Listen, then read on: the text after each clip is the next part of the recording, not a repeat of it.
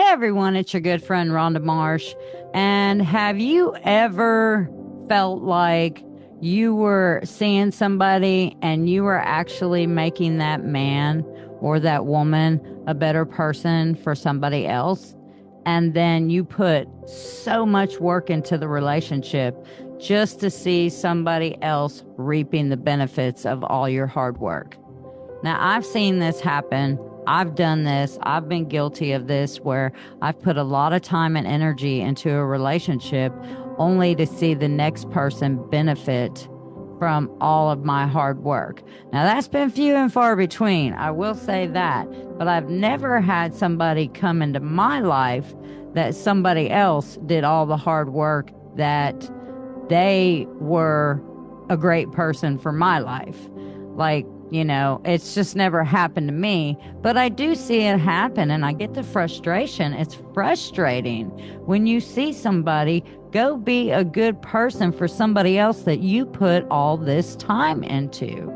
And, the way that I see it is that confused people, if somebody say, I'm confused, I need time. I don't know. No, I don't know what I want. Well, if you are the right person for them, number one, they're going to be scared of losing you. And number two, they're going to work things out with you. They're going to communicate with you about what they do want out of life. They're not going to just throw you around a bunch of I don't knows, which means, I don't want to commit. That's pretty much what that means is I don't want to commit right now. And so,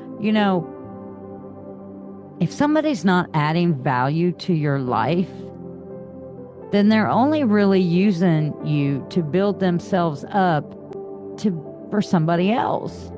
Or, they're subtracting from your life. Like, I don't want somebody to come into my life and subtract from my life. I'm at that age and I'm at that place where I've had enough toxic relationships. I've had enough BS, and I want somebody to come in and add to my life. And if they can't add to my life, I would rather be alone than to deal with all the stress and the worry. I don't listen to what people's words are anymore. Words are free. Words are cheap.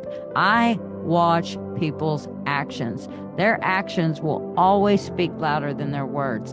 And sometimes I'll be watching for a while, knowing,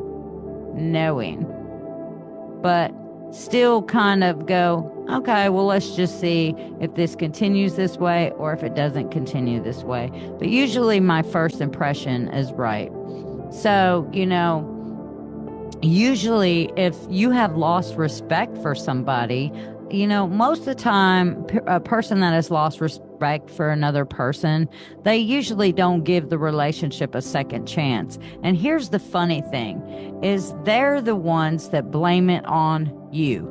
You're the crazy one because you've seen through their lies, you've seen through their game, you've caught on, and now you know better. So you just don't take them back.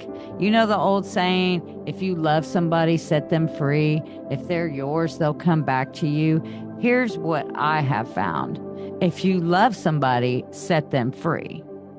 And if they come back, it's probably because nobody else wanted them or nobody else liked them and they caught on to their game, and then set them free again. I mean, I'm just keeping it real. Let's keep it real here. Like, if you got to think about it and then go through a couple relationships and then come back to me, nah, I've already moved on. I'm already evolved. So what I would want is an evolved person. And evolved people add to other people's lives. They don't get all crazy and they don't get all confused. They know what they want. And once you lose their respect, an evolved person will almost certainly walk away. So when you know better, you attract better. And if you're not attracting better, then be still and know that He is God. He's got somebody on the way. You got to have trust. You got to have that trust. And I want everybody to be happy out there, to have healthy, good relationships. And I just want everybody to have peace on purpose. So, anyways, thank you guys. I hope you have a blessed day, and I will talk to you again soon.